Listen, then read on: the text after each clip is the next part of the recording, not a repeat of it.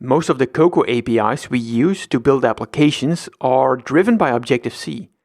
This doesn't mean we need to use Objective-C to take advantage of these APIs, but it does mean that the APIs lack some of the niceties you expect from a Swift API.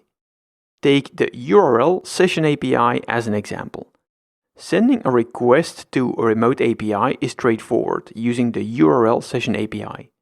The implementation is straightforward, but it doesn't feel Swifty. Let me show you what I mean.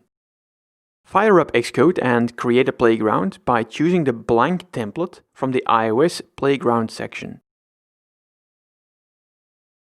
Name the playground Networking. Remove the contents of the playground and add an import statement for the UIKit framework. I would like to fetch an image from a remote server using the URLSession API. We create the URL, and since we are working in a playground, we use the exclamation mark to first unwrap the result of the initialization. To fetch the data for the image, we create a URLSession data task instance. We ask the shared URL session for a data task, passing in the URL of the remote resource and the completion handler, a closure. The completion handler is executed when the data task completes, successfully or unsuccessfully. The completion handler accepts 3 arguments: an optional data object, an optional URL response object, and an optional error object. For this example, we are interested in the data object and the error object. To create a UI image instance, we safely unwrap the data object and use it to create a UI image instance. This doesn't look too bad, but we still need to handle the error in the completion handler. That is where the implementation becomes awkward. The error that is passed to the completion handler is of an optional type. In theory, it is possible that the data object and the error object are both equal to nil. If we want to play it safe, we need to safely unwrap the error object in the else clause of the completion handler. If the data object and the error object would both be equal to nil, we would have to throw an unknown error to inform the application that the image could not be fetched from the remote server for an unknown reason.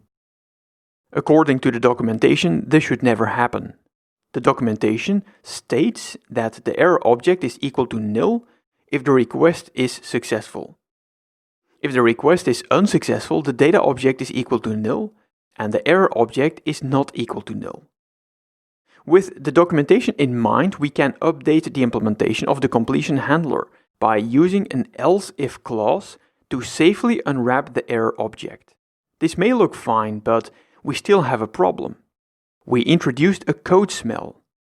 If an if statement includes one or more else-if clauses, the last else-if clause should be followed by an else clause. This is similar to the default clause in a switch statement.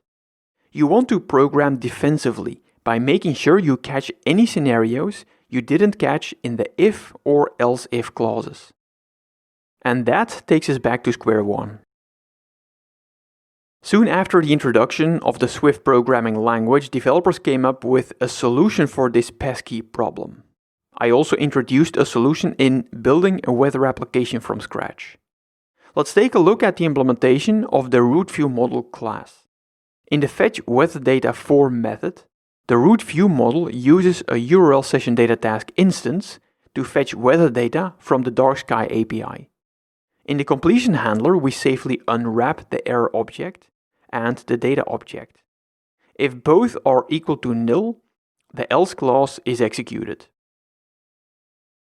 What is interesting about the implementation is the use of the weather data result type. Let me show you what it looks like. The weather data result enum defines 2 cases, success and failure.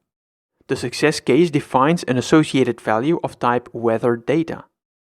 The failure case defines an associated value of type weather data error.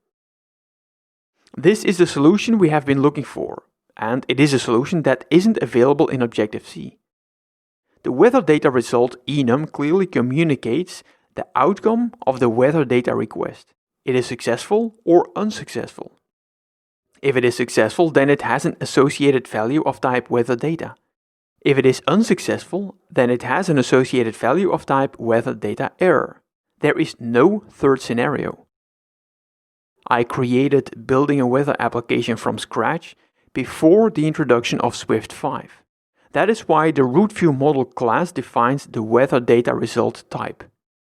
Swift 5 has made everything much easier and consistent by introducing the result type. Let's refactor the root view model class by replacing the weather data result type with Swift's native result type. Let's start by taking a look at Swift's result type. It defines two cases, success and failure. It also defines two generic types, success and failure, with failure required to inherit the error protocol. This is a very clever solution. The success case of the result enum has an associated value of type success, and the failure case of the result enum has an associated value of type failure. With this in mind, we can put the result type to use in the root view model class. The solution is simpler than you might think, thanks to the weather data result enum. We define a type alias with name weather data result.